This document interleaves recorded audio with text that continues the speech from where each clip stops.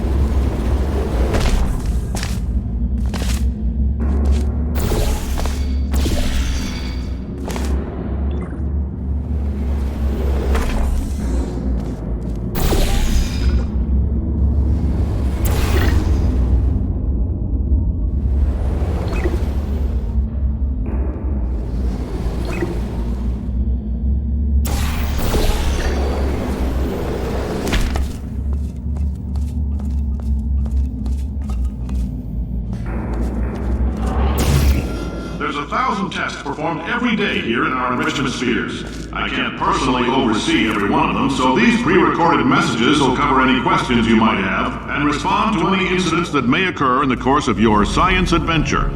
Your test assignment will vary depending on the manner in which you have bent the world to your will. Those of you helping us test the repulsion gel today, just follow the blue line on the floor. Those of you who volunteered to be injected with praying mantis DNA, I've got some good news and some bad news. Bad news is we're postponing those tests indefinitely. Good news is we've got a much better test for you, fighting an army of mantis men. Pick up a rifle and follow the yellow line. You'll know when the test starts.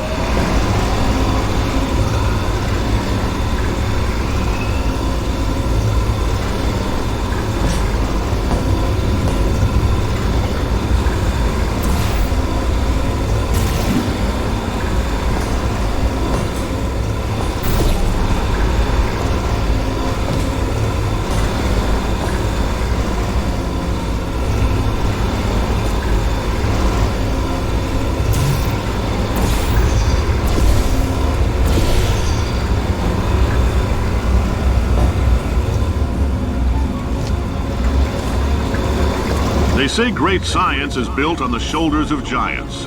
Not here. At Aperture, we do all our science from scratch. No hand-holding.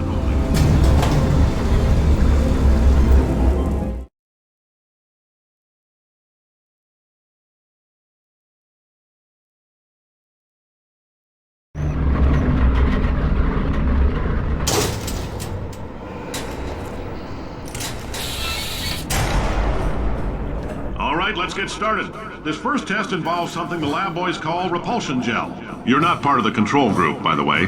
You get the gel. Last poor son of a gun got blue paint. All joking aside, that did happen. Broke every bone in his legs. Tragic, but informative. Or so I'm told.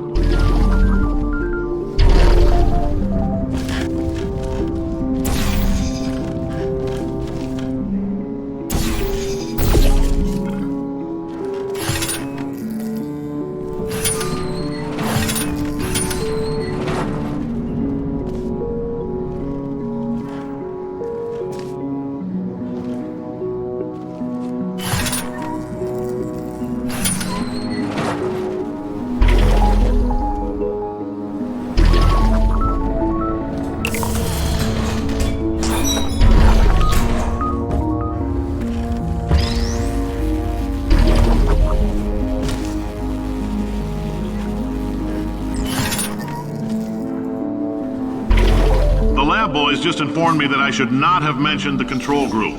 They're telling me I ought to stop making these pre-recorded messages. That gave me an idea. Make more pre-recorded messages. I pay the bills here, I can talk about the control group all damn day.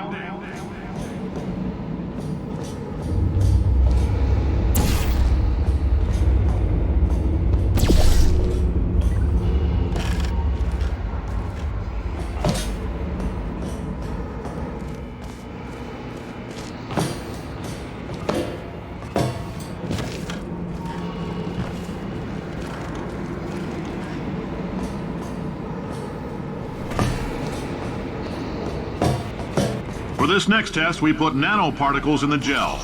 In layman's terms, that's a billion little gizmos that are going to travel into your bloodstream and pump experimental genes and RNA molecules and so forth into your tumors. Now, maybe you don't have any tumors. Well, don't worry. If you sat on a folding chair in the lobby and weren't wearing lead underpants, we took care of that too.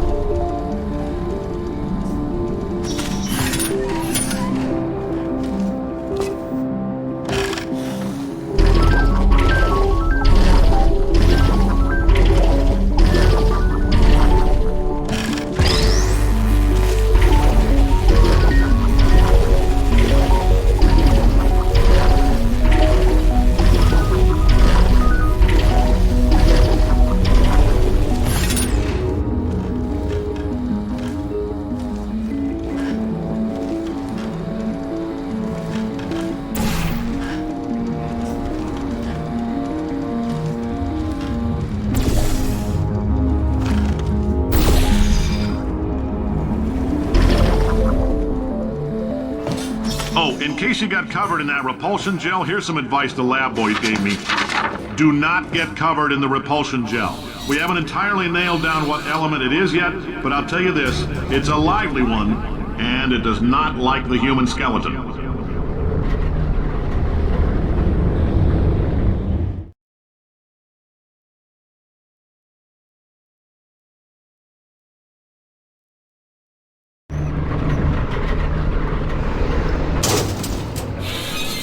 All these science spheres are made of asbestos, by the way. Keeps out the rats. Let us know if you feel a shortness of breath, a persistent dry cough, or your heart stopping, because that's not part of the test. That's asbestos. Good news is the lab boys say the symptoms of asbestos poisoning show a median latency of 44.6 years. So if you're 30 or older, you're laughing. Worst case scenario, you miss out on a few rounds of canasta. Plus, you forwarded the cause of science by 3 centuries. I punch those numbers into my calculator, it makes a happy face.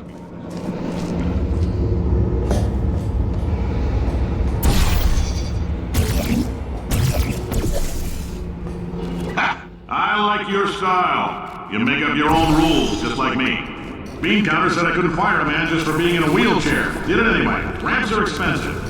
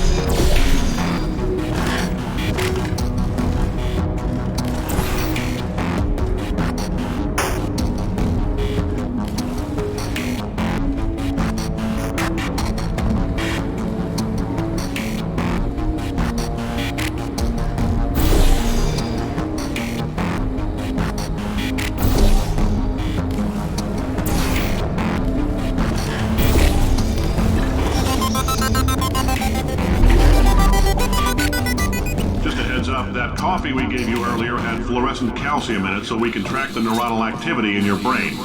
There's a slight chance the calcium could harden and vitrify your frontal lobe. Anyway, don't stress yourself thinking about it. I'm serious. Visualizing the scenario while under stress actually triggers the reaction.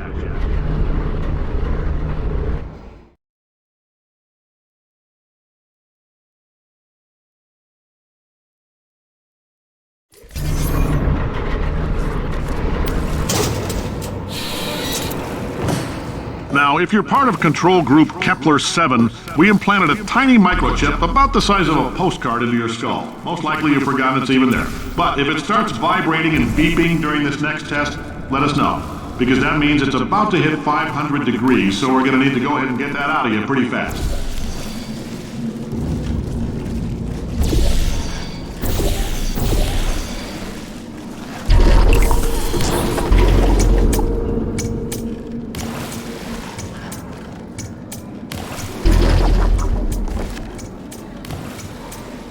I'm telling them, keep your pants on.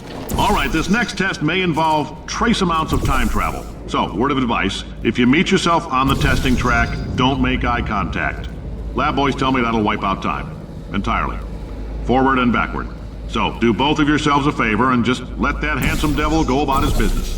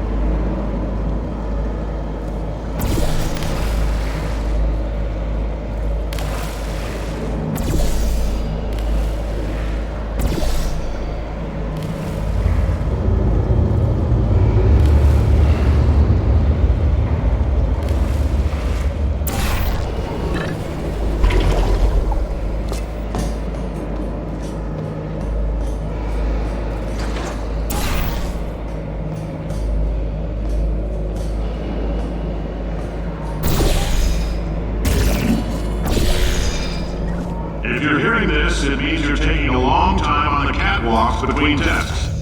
The lab boys say that might be a fear reaction. I'm no psychiatrist, but coming from a bunch of eggheads who wouldn't recognize the thrill of danger if it had walked up and snapped their little pink bras, that sounds like projection. They didn't fly into space, storm a beach, or bring back the gold. No, sir, we did. It's you and me against the world, son. I like your grit. Hustle could use some work, though. Now let's solve this thing.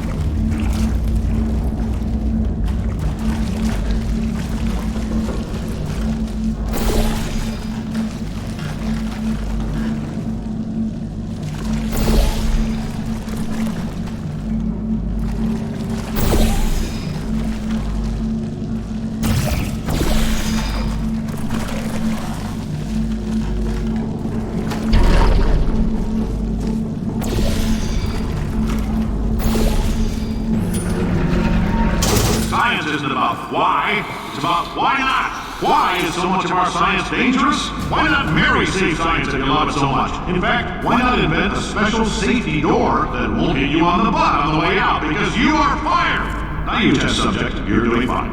Yes, you, box your stuff, out the front door, parking lot, car, goodbye.